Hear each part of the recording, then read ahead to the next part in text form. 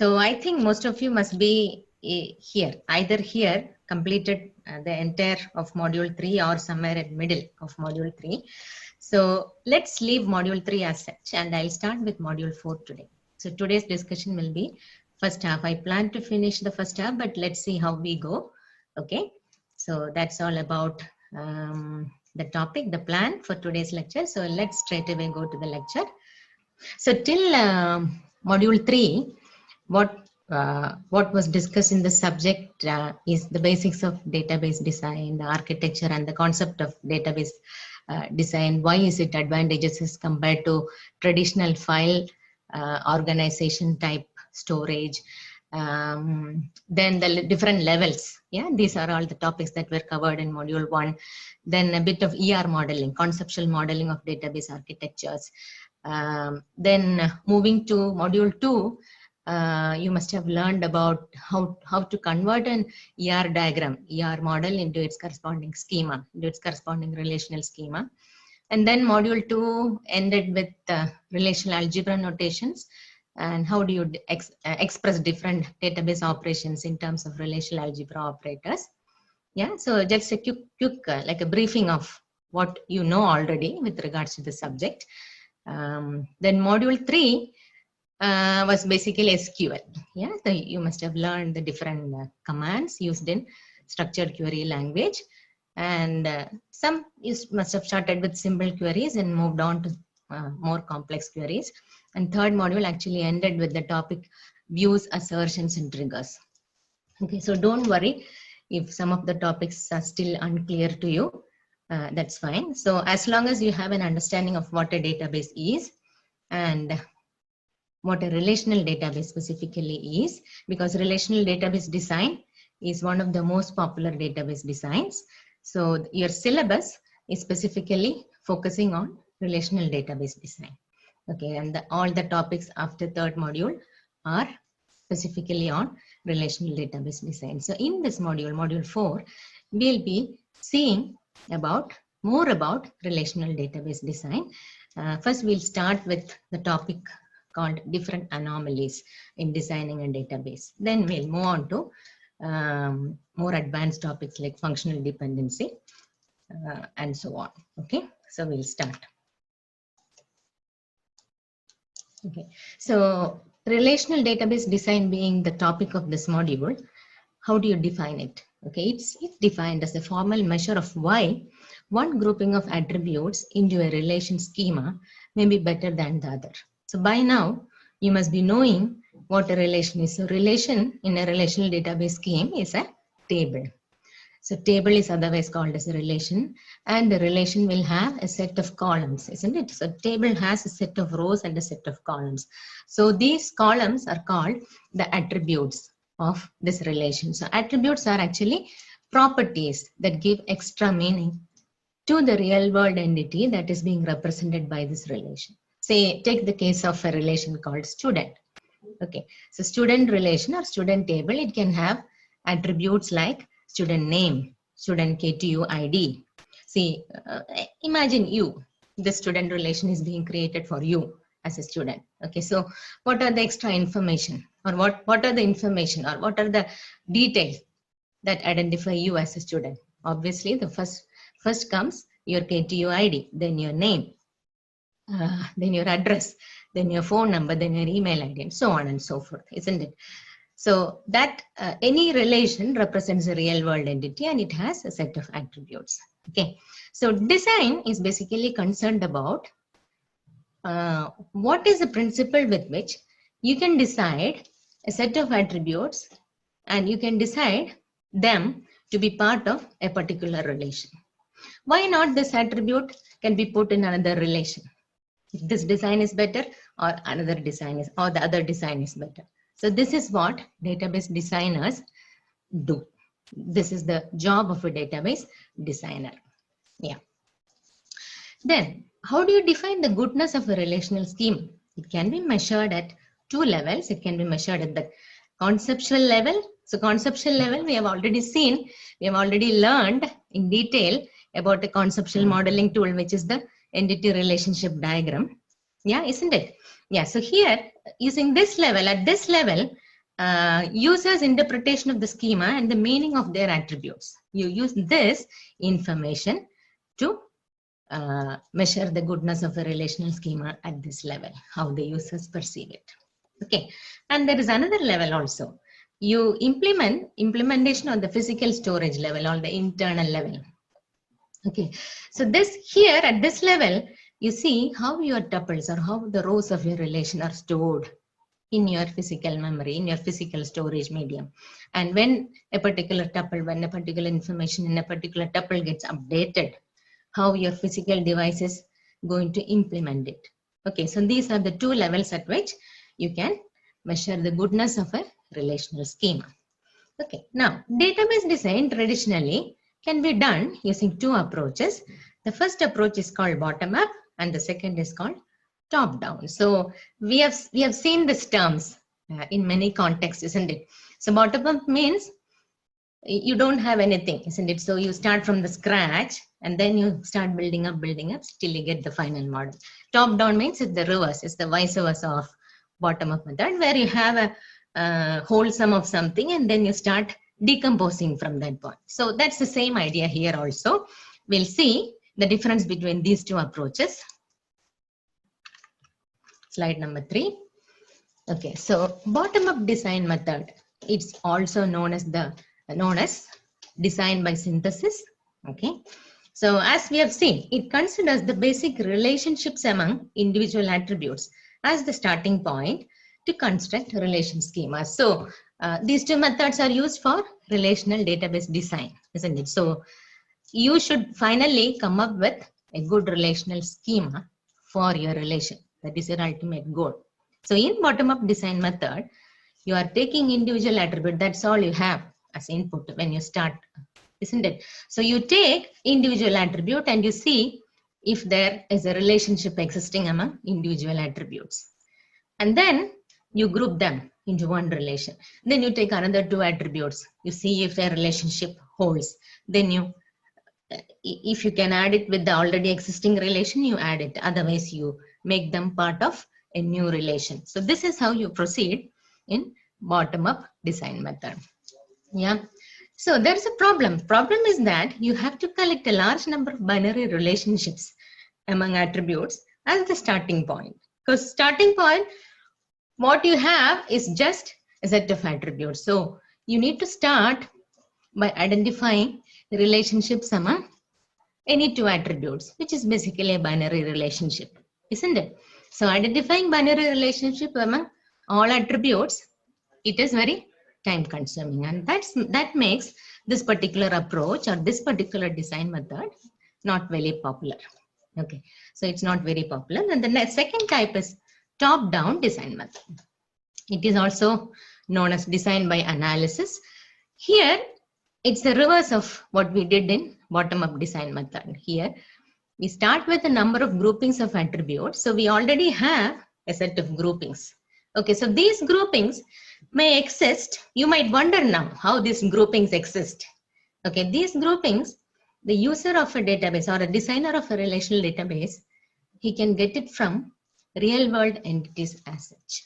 Okay, see, in our example, we can definitely think of grouping the attributes corresponding to the real world entity student into a single relation student. There is no doubt about it, isn't it? So similarly, we can try to map all the entities in our relational database into entities that physically exist in your mini world. Okay, so that way you can initially have a natural grouping of attributes initially. Okay, so that's called that grouping exists naturally in the real world, isn't it? Yeah. So then with that initial understanding, with that initial grouping of attributes, you can analyze that grouping individually and then collectively, leading to further decomposition until all desirable properties are met. Yeah, so the method that we were discussing was the top-down design method, which is in contrary to the bottom-up design method. So here we identify groupings of attributes that exist together naturally. That means those attributes which you can map into a single real-world entity. Then You analyze them individually and then collectively, and if needed, you try to decompose them.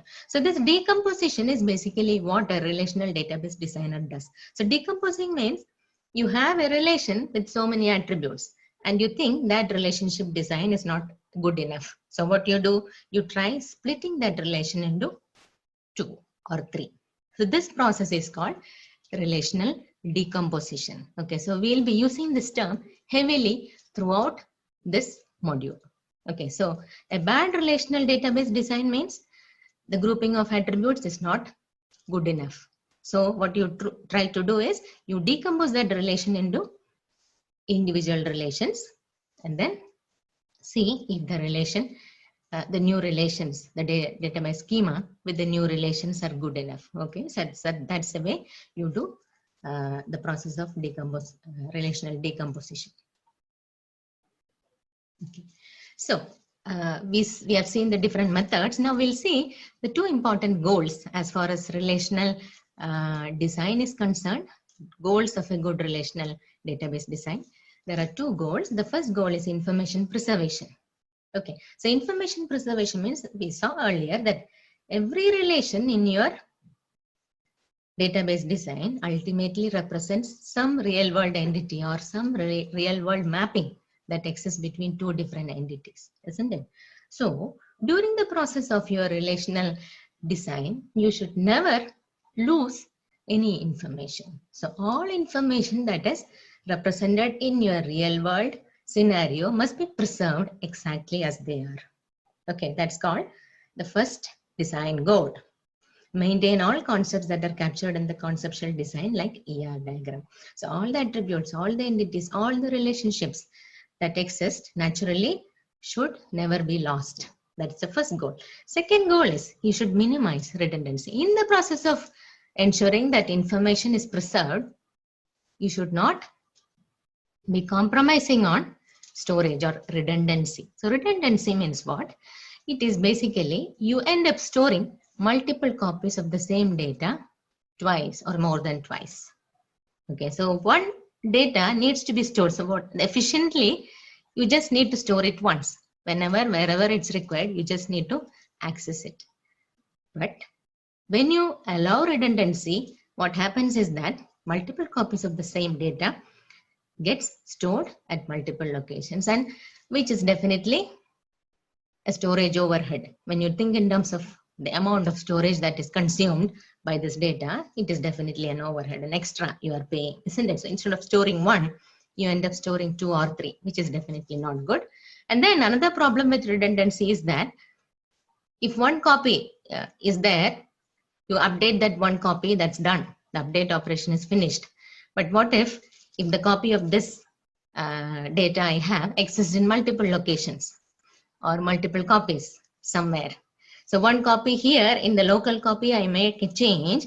I need to ensure that the same change is being applied to all the copies existing everywhere else, isn't it? So all other redundant copies also need to be updated in order to maintain consistency. Okay, so introducing redundancy, only if it is really, really required, you think of introducing redundancy. But otherwise, the thumb rule is, for a good database design, try to keep redundancy as minimum as possible. Okay, so these are the 2 design goals for a good relational database design. Now, the next topic will be seeing informal design guidelines for designing a relational schema. So we'll be seeing 4 different guidelines under this topic. Okay, so I'll read out one by one. The first guideline is that semantics of the attributes is clear. Second is that reducing redundant information in tuples. Third one, reducing the null values in tuples. And fourth one is disallowing the possibility of generating incorrect tuples. Okay, incorrect tuples are also known by the term spurious tuples. Okay, so we'll see each of these 4 guidelines one by one with examples to make it clearer. Okay. Okay, so the first guideline was clarity in the semantics of attributes. Okay, so semantics, how do you define semantics? Semantics of a relation refers to its meaning resulting from the interpretation of attribute values in a tuple. Okay, so you can have any number of attributes in a tuple of a relation, isn't it? That depends on the schema of that relation.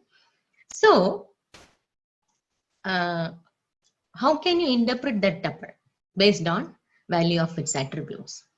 That is basically known as semantics of the relation. Yeah, and then if the conceptual design is done carefully, followed by the mapping into relations, most of the semantics will have been accounted for, and the resulting design should have a clear meaning.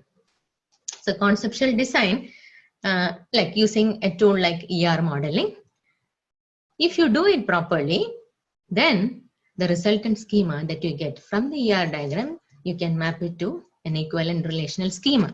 That schema will be a semantically clear schema. It should have a clear meaning. There should not be any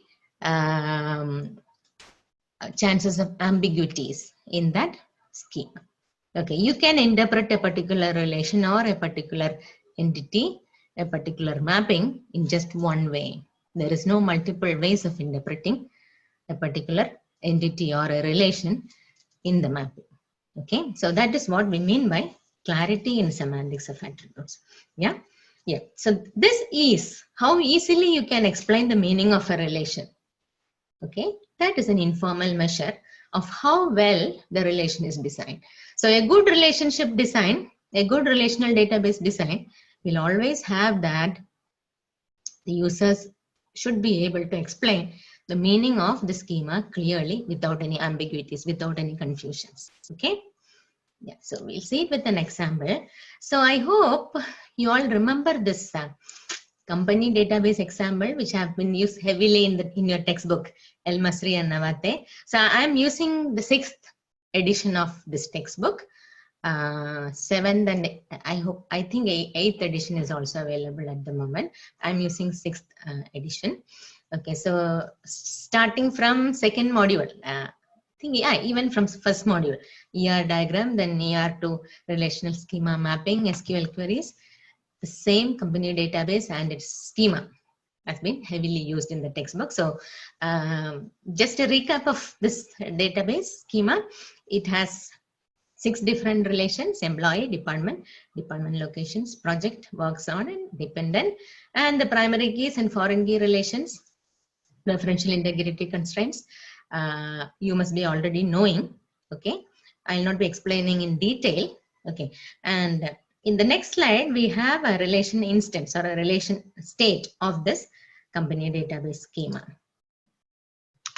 Okay, so you have the employee relation here with the set of tuples, department relation with its tuples, works on with the set of tuples, dependent, project relation, and department locations relation. Okay, and then in the next slide, I have an example of a simplified schema for the same database, for the company database. So here, this simplified schema does not have 6 relations. It has only 5 relations: employee, department, department locations, project, and works on. So which is the relation that is missing? It is a dependent relation. Yeah, yeah. And here, all relation schemas are easy to explain and have clear meanings. And it's not just that we have taken off one relation from the original company database schema. We have also limited the number of attributes here. So remember, previously employment relation had so many attributes, 10 or 11 attributes. But here, I'm just restricting it to 5 attributes. Okay, department, 3 attributes, department locations, 3 attributes. So employee has SSN as the primary key, and the attribute D number refers to the primary key D number of department relation. So D number is a foreign key here in employee relation. Similarly, department relation corresponds to a real world entity called department. So it has the attributes D name, D number, which is the primary key, and it is underlined.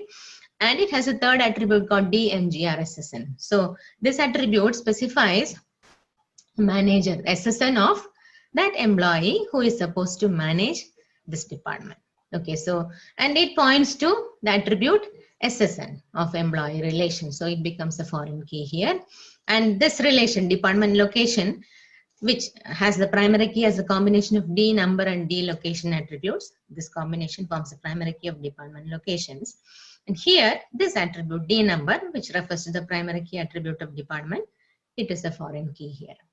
Okay. Similarly, project attribute, it refers to the project that a particular employee is working on. It has the attributes P name, P number, which is supposed to be its primary key, P location, the location where it is located, the project runs, and D number, okay, which is the foreign key. It refers to the D number attribute of department, and here it's the foreign key. And the relation, for the works on relation, we have a relation here. So here the combination SSN and P number forms a primary key, and SSN becomes a foreign key because it refers to SSN primary key of employee, and P number is the foreign key because it refers to P number primary key of project. Okay, so there is no confusion. So you can explain each of the relations and the integrity constraints that hold between your relations pretty clearly. There are no confusions in it. Okay, and for the simplified company database schema with just 5 relations, I have given an example of a relation state. So you can see employee. So instead of the employee relation here, which we had, which had so many attributes, here I have only 5 attributes. Similarly, department, department locations, project, and works. Okay, so a good relational database designer should always try to see that real world entity only is getting mapped as relations in the relational database schema. And also, along with that, it should not be difficult to explain the interpretation of a particular relation. Okay, if it's difficult, then please don't go for it. Try to remove it from your relation. Okay. Okay, so based on what we discussed, based on informal guideline number 1, which was clarity in the semantics of your attributes, isn't it? So based on that informal guideline, we are framing a guideline here. Okay, so design a relation schema so that it is easy to explain its meaning. So do not combine attributes from multiple entity types and relation types into a single relation. Okay, so for one real world entity, one relation, that's it. Don't try to combine it with any other relation or any other attribute. Okay, so intuitively, if a relation schema corresponds to one entity type and relationship type, it is straightforward to explain its meaning. But otherwise, if the relation corresponds to a mixture of multiple entities and relationships, semantic ambiguities will result and the relation cannot be easily explained. Yeah. So here we see an example relation, which is a new relation, EMP proj, okay, which did not exist earlier. So it is formed by combining the attributes of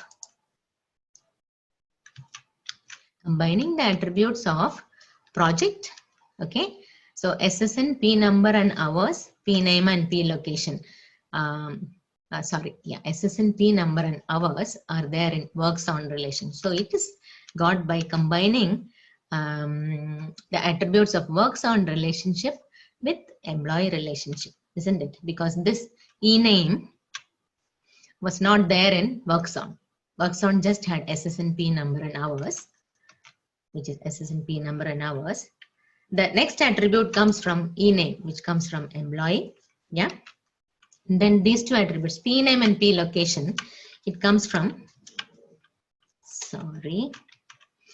P name and P location, it comes from the relation project. Okay, so here, this particular relation, employee project, you get from combining the entities from multiple relations. So this clearly violates guideline number 1. Okay, so this is not a good relational database design. Okay, ആദ്യത്തെ informal measure നമ്മൾ കണ്ടത് attributesന്റെ semantics clear ആയിരിക്കണം എന്നുള്ളതാണ് അല്ലേ. അപ്പോൾ attributesന്റെ semantics എന്ന് പറഞ്ഞ് നമ്മൾ ഉദ്ദേശിക്കുന്നത് എത്ര എളുപ്പത്തിൽ നമുക്ക് ഒരു റിലേഷന്റെ attributes ക്ലിയർ ആയിട്ട് എക്സ്പ്ലെയിൻ ചെയ്യാൻ പറ്റും, അല്ലെ മനസ്സിലാക്കാൻ പറ്റും, ഇന്റർപ്രറ്റ് ചെയ്യാൻ പറ്റും. ഇതിനെയാണ് നമ്മൾ ക്ലാരിറ്റി ഇൻ attributes എന്ന് പറഞ്ഞ് ഉദ്ദേശിക്കുന്നത്. ഓക്കെ, അപ്പൊ അതിന്റെ തമ്പ് റൂൾ ഇതാണ്. നമ്മള് ഡേറ്റാബേസ് ഡിസൈൻ ചെയ്യുമ്പോൾ റിയൽ വേൾഡ് എൻറ്റിറ്റിയിലുള്ള ഒരു റിയൽ വേൾഡിലുള്ള ഒരു എൻറ്റിറ്റി ആണ് നമ്മൾ റിലേഷനിൽ ആയിട്ട് റെപ്രസെന്റ് ചെയ്യുന്നത്, ഒരു റിലേഷൻ ആയിട്ട് റെപ്രസെന്റ് ചെയ്യുന്നത്. അപ്പം ആ എൻറ്റിറ്റിയുടെ പ്രോപ്പർട്ടീസ് എല്ലാം ഈ റിലേഷന്റെ ആട്രിബ്യൂട്ട്സ് ആയിട്ട് വരും. So that is fine. But ഒരു എൻറ്റിറ്റി അല്ല, റിയൽ വേൾഡിലുള്ള രണ്ടോ അല്ലെങ്കിൽ രണ്ടിലധികം എൻറ്റിറ്റീസിനെയോ ആണ് നമ്മൾ കമ്പൈൻ ചെയ്ത് മിക്സ് ചെയ്ത് ഒരു റിലേഷൻ ആയിട്ട് റെപ്രസെന്റ് ചെയ്യാൻ ശ്രമിക്കുന്നതെങ്കിൽ അത് ഡെഫിനറ്റ്ലി ഒരു നല്ല ഡേറ്റാബേസ് ഡിസൈൻ ആവില്ല. ഓക്കെ, അപ്പൊ അതാണ് നമ്മൾ ശ്രദ്ധിക്കേണ്ടത്. അപ്പൊ അതിന് നമ്മൾ കണ്ട എക്സാമ്പിൾ ഇതാണ്. നമ്മുടെ ഒറിജിനൽ കമ്പനി ഡേറ്റാബേസിന്റെ സ്കീമ ഇതായിരുന്നു. 6 റിലേഷൻസ് അടങ്ങുന്ന സ്കീമയായിരുന്നു. അതിന്റെ എക്സാമ്പിൾ റിലേഷൻ സ്റ്റേറ്റ് നമ്മൾ നേരത്തെ മൊഡ്യൂൾ 2 മുതൽ നമ്മളത് കാണുന്നുണ്ട്. ഓക്കെ, അപ്പം ഇതിനെ കുറച്ച് സിംപ്ലിഫൈ ചെയ്ത് നമുക്ക് കുറച്ചുകൂടെ നല്ല രീതിയിൽ മനസ്സിലാകാൻ പറ്റുന്ന രീതിയിൽ നമുക്ക് റെപ്രസെന്റ് ചെയ്യാം. ഓക്കെ, അതാണ് നമ്മൾ ഇവിടെ കാണുന്നത്. സെയിം കമ്പനി ഡേറ്റാബേസ് തന്നെയാണ്, പക്ഷെ അതിനകത്ത് ഡിപ്പെൻഡന്റ് പറഞ്ഞിട്ടുള്ള ആ റിലേഷൻ നമ്മൾ റിമൂവ് ചെയ്തു. ബാക്കി എല്ലാ റിലേഷൻസും നമ്മൾ പ്രിസർവ് ചെയ്തിട്ടുണ്ട്. പക്ഷേ ഓർക്കുക, ഈ ബാക്കിയുള്ള റിലേഷൻ നമ്മൾ അങ്ങനെ തന്നെ എടുത്തു വെച്ചില്ല. അതിനകത്തുനിന്ന് ചില ആട്രിബ്യൂട്ട്സ് നമ്മൾ മാറ്റിക്കളഞ്ഞിട്ടുണ്ട്. ഫോർ എക്സാമ്പിൾ, എംപ്ലോയി റിലേഷനിൽ നമ്മുടെ ഒറിജിനൽ സ്കീമയ്ക്കകത്ത് കുറെ അധികം ആട്രിബ്യൂട്ട്സ് ഉണ്ടായിരുന്നു. പക്ഷെ അതിൽ നിന്നും ഏറ്റവും റെലവെന്റ് ആയ 5 ആട്രിബ്യൂട്ട് മാത്രമേ നമ്മൾ ഇവിടെ വെച്ചിട്ടുള്ളൂ. ഓക്കെ, ആൻഡ് ഈ രീതിയിൽ നമ്മൾ ചെയ്ത് കഴിയുമ്പോൾ നമുക്ക് മനസ്സിലാകും, ഒറിജിനൽ കമ്പനി ഡേറ്റാബേസ് സ്കീമയെ കമ്പയർ ചെയ്യുമ്പോൾ ഈ സിംപ്ലിഫൈഡ് സ്കീമ നമുക്ക് കുറച്ചുകൂടെ ഇന്റർപ്രറ്റ് ചെയ്യാനും മനസ്സിലാക്കാനും എളുപ്പമാണ്. ഓക്കെ, അപ്പൊ ആട്രിബ്യൂട്ട് ക്ലാരിറ്റി അല്ലെ സെമാൻറ്റിക് ക്ലാരിറ്റിയുടെ ആ ഒരു ടേംസിൽ നിന്ന് നോക്കുമ്പോൾ ഈ സ്കീമയാണ് കുറച്ചുകൂടെ ബെറ്റർ ഡിസൈൻ. ഓക്കെ, അപ്പം ഈ സ്കീമ വെച്ചിട്ട് ഇതിന്റെ ഒരു റിലേഷൻ സ്റ്റേറ്റിന്റെ എക്സാമ്പിളും നമ്മൾ കണ്ടു. ഇവിടെ ടപ്പിൾസ്, പോപ്പുലേറ്റഡ് റോസ്, ഈ 5 റിലേഷനിലെ നമ്മൾ ടപ്പിൾസ് വെച്ച് പോപ്പുലേറ്റ് ചെയ്യുന്നു, വാലിഡ് ഡേറ്റ വെച്ച് പോപ്പുലേറ്റ് ചെയ്യുന്നു, ensuring all the constraints are satisfied. Entity integrity, null constraint, referential integrity, all constraints are satisfied. So this gives our relation state. Okay, ഇനി അപ്പൊ informal guide line 1 എന്താണെന്നുള്ളത് നമുക്ക് മനസ്സിലായി. അതിൽ നിന്ന് നമ്മൾ ഫോർമലി ഒരു ഗൈഡ് ലൈൻ പറയുവാണ്. എന്ന് വെച്ചാൽ ഡിസൈൻ ചെയ്യുമ്പോൾ റിയൽ വേൾഡിൽ എക്സിസ്റ്റ് ചെയ്യുന്ന, ഫിസിക്കലി എക്സിസ്റ്റ് ചെയ്യുന്ന ഒരു ഓബ്ജക്റ്റിനെയാണ് നമ്മൾ ഡിസൈൻ ചെയ്യുമ്പോൾ എൻറ്റിറ്റി ആയിട്ട് റെപ്രസെന്റ് ചെയ്യേണ്ടത്. ഒന്നിൽ കൂടുതൽ ഓബ്ജക്ട്സ് നമ്മൾ റിയൽ വേൾഡിൽ എടുത്ത് മാപ്പ് ചെയ്യാൻ ശ്രമിച്ചാൽ that will never lead to a good relation design. Okay, so അതിന് നമ്മൾ ഒരു എക്സാമ്പിൾ ഇവിടെ കണ്ടു. EMP project, which is a relation we form by combining the attributes of more than one real life entities. Because idile name ennu parayna attribute, it comes from the real world entity employee, isn't it? Similarly, the attribute SSN, P number, it comes from works on. SSN is also available in employee. P number is also available in project. Yeah. Then P name and P location, it comes from project. Okay, so multiple relations, multiple attributes we are combining, making this new relation. So clearly, employee project, EMP project എന്ന് പറയുന്നത് നമ്മൾ ഇവിടെ കാണുന്ന ഈ relation schema, this violates guideline number 1, isn't it? Yeah. So that's the first informal guideline and example of that. And based on that, the thumb rule that needs to be followed. അപ്പൊ semantics of attributes clear ആവണം എന്നുണ്ടെങ്കിൽ always ensure that real world എൻറ്റിറ്റിയിലെ ഓരോ ഓബ്ജക്റ്റിനെയാണ് നമ്മൾ എപ്പോഴും ഒരു relation ആയിട്ട് നമ്മുടെ ഡേറ്റാബേസ് ഡിസൈനിൽ മാപ്പ് ചെയ്യുന്നത്. Don't combine attributes from multiple entities. Okay, that's it. Okay, now will move to informal guide line number 2. Okay, so informal guide line number 2 നമ്മൾ കണ്ടു റിഡൻഡന്റ് ഇൻഫർമേഷൻ കുറയ്ക്കണം. സോ നിങ്ങളെ ഈ relationship design goal, relational database ഡിസൈനിന്റെ ഗോൾസിലും നമ്മൾ ഈ point വളരെ എംഫസൈസ് ചെയ്ത് കണ്ടു അല്ലേ? First goal was information preservation and second goal was reducing redundant information. അപ്പൊ റിഡൻഡന്റ് ഇൻഫർമേഷൻ എവിടെ വന്നോ അത് പ്രോബ്ലം ആണ്. Okay, main problem is that it increases storage over head, isn't it? Second problem is that when you do insertion, deletion, modification, whatever kind of update, you end up with an inconsistent state of your database, which is definitely not advisable. Okay, appo redundant information allengi duplicate information nammal reduce cheythu vekkuka, adana nammade second goal. Yeah. So our goal of relational schema is to minimize the storage space used by the base relations. Okay. So here I've given an example of a new relation employee project, which is formed by augmenting works on with from employee with the information, with the attributes from employee and project. So this is the same relation that we saw earlier, isn't it? Yeah, but there we used it with respect to the first informal guideline. Here we are using the same relation schema with respect to explaining the second informal guideline. So here employee project relation with a mixture of attributes from 3 different relations, and the schema is given and the relationship state is also given. Relationship state and the tuples with populated values. Okay. Yeah. So now in the next slide, we'll see there are different problems with redundancy. Okay. So here what you see is this is a redundant information, isn't it? And this is also a redundant information. Why? Why do you call them redundant information? Because P name and P location, these two are already part of an existing relation that is called project. Project relation le ee rendu attributes already existing aanu. Appo adu rendum eduthu ee pudhiya table il idenda karyamilla. Simply it will end up wasting storage space, isn't it? Similarly, hours e name vera oru table ulla attributes aanu. Appo adonde definitely ഇത് എല്ലാം redundancy ആണ്. Okay, redundancy ഉണ്ടാകുന്ന കാരണം anomalies ഉണ്ടാവാം. 3 types of anomalies insertion with respect to 3 different operations, isn't it? So database ൽ നമ്മൾ ചെയ്യുന്ന operations നമ്മൾ broadly we categorize into insertion, deletion and modification. So insertion ചെയ്യുമ്പോൾ you can end up with anomalies, deletion anomalies or modification anomalies. Okay. Yeah, so we'll see them with examples. We'll see each of these anomalies with examples in the coming slides. Okay, so insertion anomalies. Okay, insertion anomalies are of 2 types, type 1 and type 2. Here, what we have done is we are using an example which arguments employee. Here, these are all attributes of employee, isn't it? E name, SSN, B date and address. This is employee table, employee relational attributes. We are augmenting that with the attributes from the department relation, D number, D name, and D MGRSSN. And we create a new table which is called EMP DEPT. Okay, so this is a new table we have created. Okay, and this shows an instance of that table. Okay, with valid values for the tuples. Okay, now keep this new table in your mind. Let's see a scenario.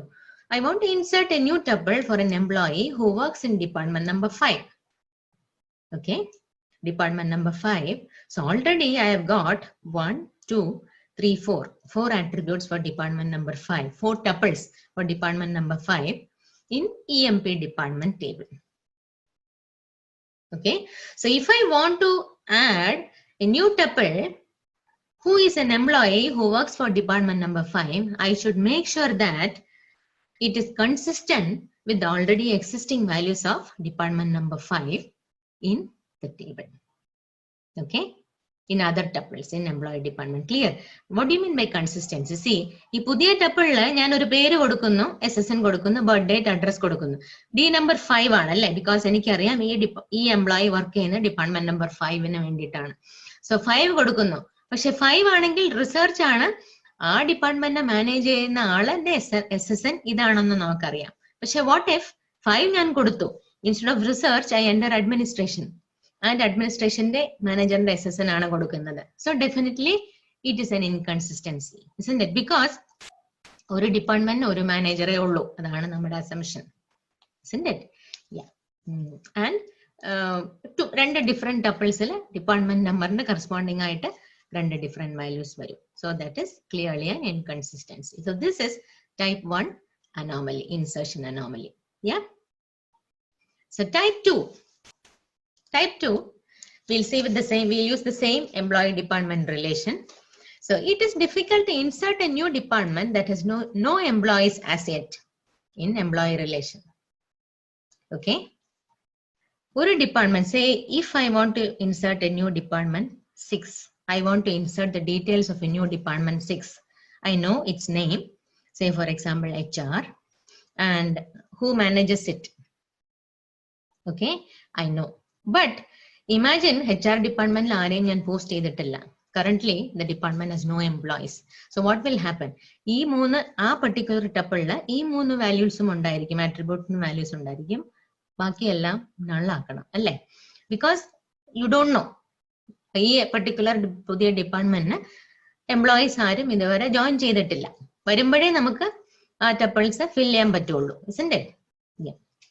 The only way to do this is to place null values in the attributes for employee, isn't it? Yeah, so this causes a problem. This is a problem. Simply null values, ella ee 5 attributes inum null value vechal problem aanu, because we know the second attribute is SSN of employee is a primary key, and we know clearly that primary keys cannot be left null. Yeah, yeah. And each tuple is supposed to represent an employee entity, not a department entity. Isn't it? That's another thing. Each tuple here represents an employee, isn't it? Yeah. Moreover, when the first employee is assigned to the department, we do not need this tuple with null values anymore. Okay. Also, നമ്മളിപ്പോ insert ചെയ്തു എന്ന് വെച്ചോളൂ, null ആക്കി എങ്ങനെയെങ്കിലും insert ചെയ്തു. But the problem arises. There is another problem, a further problem that could arise. And ഈ employee, ഈ particular പുതിയ ഡിപ്പാർട്ട്മെന്റിൽ ഒരു പുതിയ എംപ്ലോയി ജോയിൻ ചെയ്താൽ നമ്മളിപ്പോ ഈ insert ചെയ്ത tuple value അത് invalid ആകുന്നു, because that doesn't make any sense once first employee of this new department gets added. Okay, so that becomes redundant information. Okay, so in any case redundancy is introduced. Okay, either with this particular thing, null introduced either by way of introducing nulls for all employee attributes, or by way of by way of keeping this. You don't have to, you will be forced to a situation in which there exist two tuples in your relation corresponding to, so one is an inconsistent, one is an incorrect tuple, which basically was created when no employee existed for this department, isn't it? Which is an incorrect tuple in your database now. Okay, so this is called type 2 insertion anomaly. Yeah. So insertion anomalies are two types, type 1 and type 2. So we saw there are 3 types of anomalies. So we just finished discussing insertion anomalies. Next we will move on to deletion anomalies. Okay, so insertion anomaly, how can you deal with that? So here, this slide, you have a design, a relational database design that avoids anomalies. So if you had kept the employee relation as such and department relation as such, you would not have encountered any issue, isn't it? നമ്മൾ ഈ രണ്ട് റിലേഷൻഷിപ്പിൽ ആട്രിബ്യൂട്ടും combine ചെയ്ത് employee department എന്നൊരു പുതിയ relation ഉണ്ടാക്കിയപ്പോഴാണ് നമ്മൾ ഈ പറഞ്ഞ ഇൻസർഷൻ അനോമലീസ് എല്ലാം നേരിടേണ്ടി വന്നത് അല്ലെ. എംപ്ലോയി ആയിട്ടും ഡിപ്പാർട്ട്മെന്റ് ആയിട്ടും വെച്ചാൽ പ്രശ്നമില്ല. ഒരു എംപ്ലോയിയും ഇല്ലാത്ത ഒരു ഡിപ്പാർട്ട്മെന്റിന്റെ ഡീറ്റെയിൽ നമുക്ക് എൻ്റർ ചെയ്യാം. ഡിപ്പാർട്ട്മെന്റിന് പ്രത്യേകമായിട്ട് നമുക്കൊരു റിലേഷൻ ഉണ്ട്. Say I am entering department number 6 with the department name HR and the manager. That's it. അതിന് കറസ്പോണ്ടിങ് ആയിട്ട് എംപ്ലോയിയിൽ ഒരു ടപ്പിൾ വേണം എന്നില്ല, isn't it? And D number ആ എംപ്ലോയി ഒരു എംപ്ലോയി ടപ്പിൾ ആഡ് ചെയ്യുമ്പോൾ ഡിപ്പാർട്ട്മെന്റ് നമ്പർ മാത്രം സ്പെസിഫൈ ചെയ്ത് കൊടുത്താൽ മതി.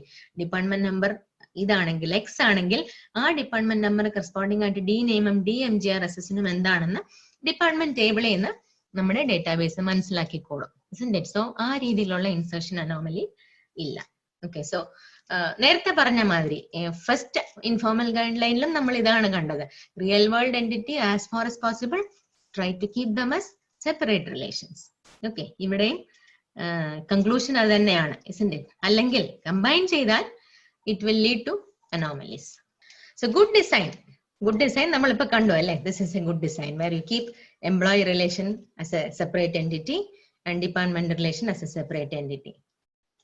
Yeah, നമ്മളിപ്പോ കണ്ട പ്രീവിയസ് ഡിസൈനില് ഈ പ്രോബ്ലം ഇല്ല, because department is entered in department relation whether or not any employees work for it. Employees work ചെയ്യുന്നുണ്ടോ ഇല്ലയോ നമുക്ക് ഡിപ്പാർട്ട്മെന്റ് ഡീറ്റെയിൽസ് അറിയാമെങ്കിൽ അത് നമുക്ക് ഡിപ്പാർട്ട്മെന്റ് റിലേഷനിൽ we can enter it.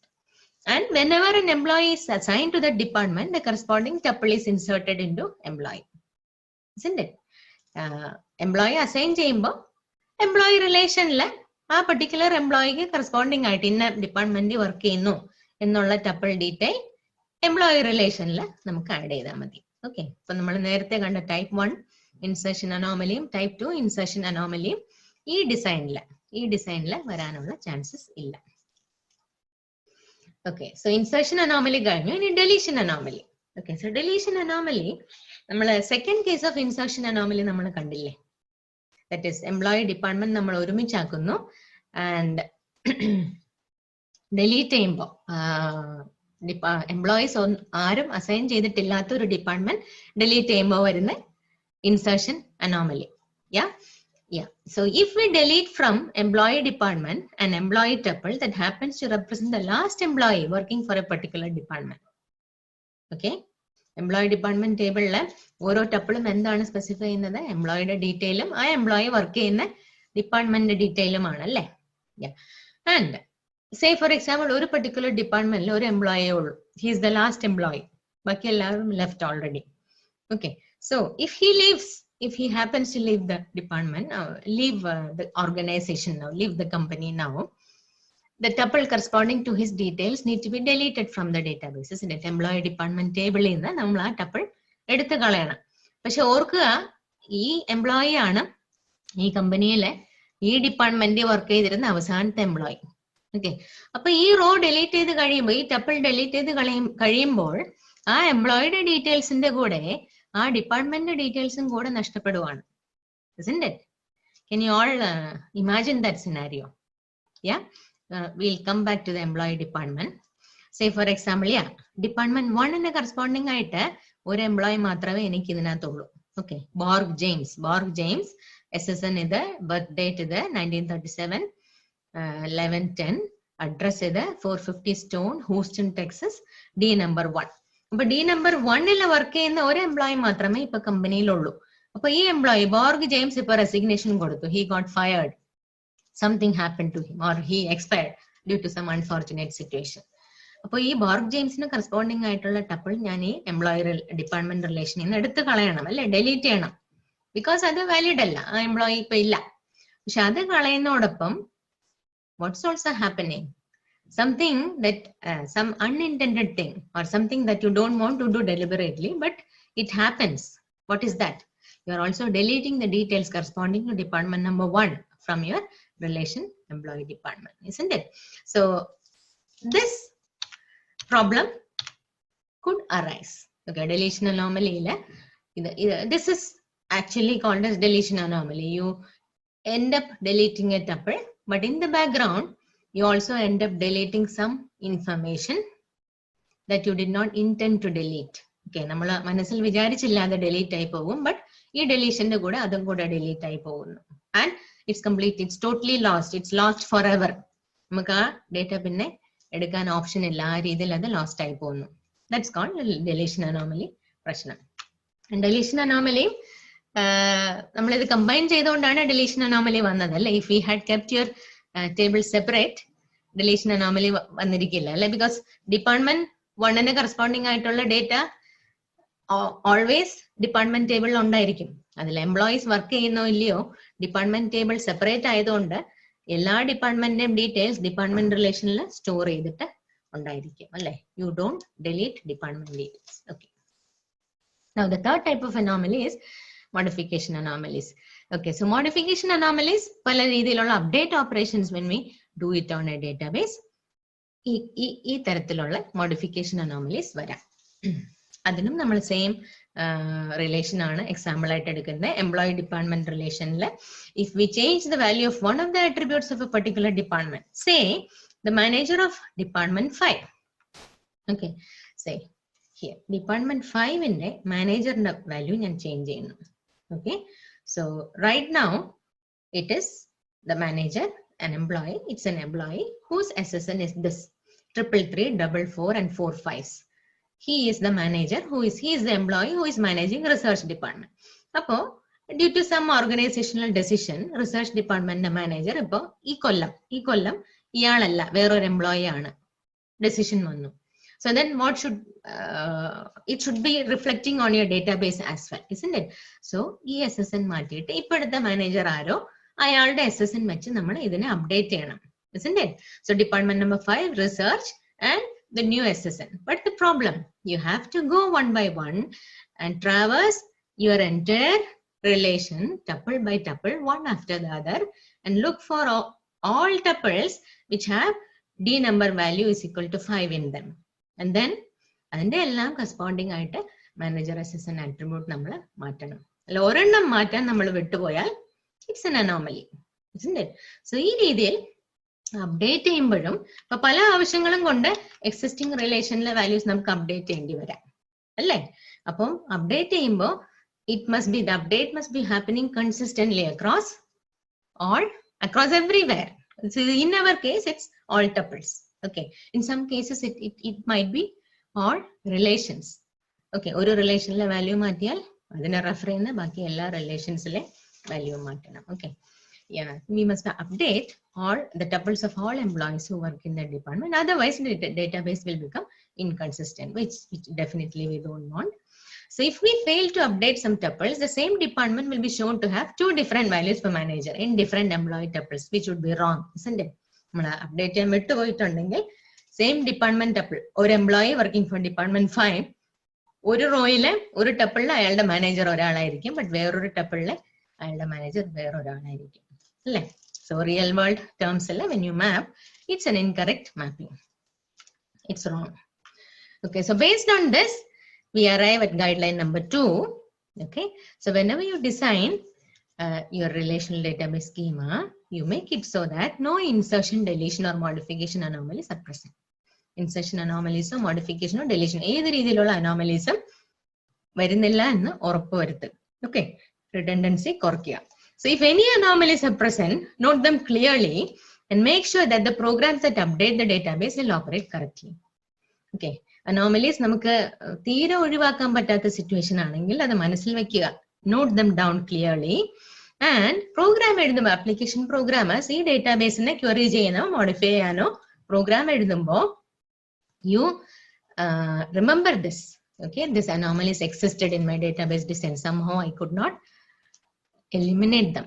അപ്പം ഇത് ഹാൻഡിൽ ചെയ്യുന്ന രീതിയിൽ അത് ഇത് മനസ്സിൽ വെച്ചുകൊണ്ടായിരിക്കണം നമ്മൾ പ്രോഗ്രാം എഴുതേണ്ടത്. മനസ്സിൽ വെക്കാതെ നമ്മൾ പ്രോഗ്രാം എഴുതിയാൽ database will not operate correctly. Okay, so this is guideline number 2.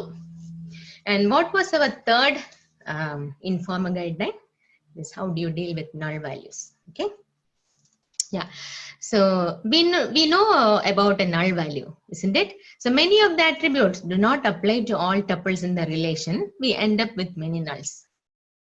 Okay, so nulls basically is an undesirable thing in any relation. Okay, so nulls will lead to wastage of storage space anavashyamayitte kalayunnu. Then problem when used with select and join, select condition allengi join with condition operations cheyumbo comparisons namala condition, say for example you do a join of two different tables based on a specific condition. Okay, ആ കണ്ടീഷനിൽ വരുന്ന രണ്ട് attributes ആണെന്ന് വെക്കുക. ഈ റിലേഷനിൽ R and S, you are joining relations R and S based on a joining condition. Okay, so R ൽ ഒരു attribute is being combined with S ൽ another attribute. Okay, and imagine these attributes you have chosen for comparison from the relations R and S happen to have many null values in them. So how do you choose that logic? It becomes complicated, isn't it? Null is greater than null, or null is equal to null, or null is less than null. So whatever comparison you make, it doesn't make any sense, isn't it? So it becomes more complicated problem. Yeah, and the result become unpredictable. Then also problem with aggregate operations like sum and count. Okay, so you have an attribute, say for example grade. Okay, corresponding to a student relation. You want to find average of the semester GPA, SGPA. For all the students. Now your results are all out.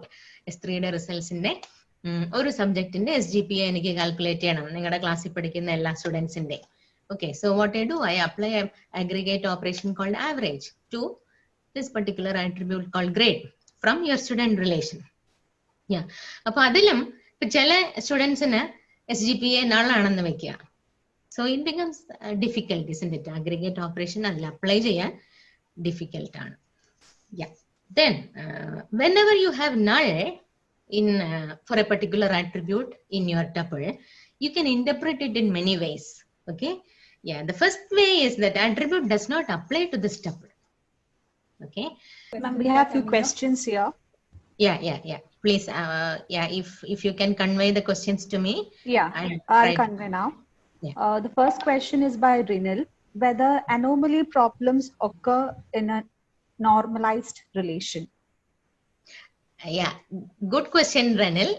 So that's what we are moving towards to. Okay, so normalization technique is a relational database design technique that is that is actually developed to deal with these anomalous problems. So if you say that your relation is in a particular normal form, it follows a certain set of properties. Okay, it will be clear when we will be discussing the different types of normal forms. So basically, you are right. What you said is right. For normalized relation database schemas, these anomalies won't exist.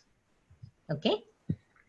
We have another question by Rinil and Tanita. What is the exact definition for unnormalized relationship? Unnormalized. So any relationship that is defined, that is designed without taking into consideration these guidelines, but whether it be an informal guideline, which we saw in today's class, or there are formal techniques like normalization that we discussed just now. It's a formal technique which is backed by theoretical knowledge. Okay, so it's not like somebody coming to you and saying that, okay, do this, you will get a good database design. No, normalization is not like that. It's a formal technique. So you can follow nor a formal technique or informal technique to get a good database design. If you don't follow these guidelines or a formal method and create a database schema, you will end up creating an unnormalized relation. Okay, so these examples which we saw in today's class are typical examples of unnormalized relations. I hope Ma'am, clear. we have another question by Alvin and Meghna. Is it possible for a foreign key to act as concatenated primary key? Concatenated primary key. I think the question is not clear to me. Concatenated, what do you mean is a primary key formed by combining more than one attribute of one relation.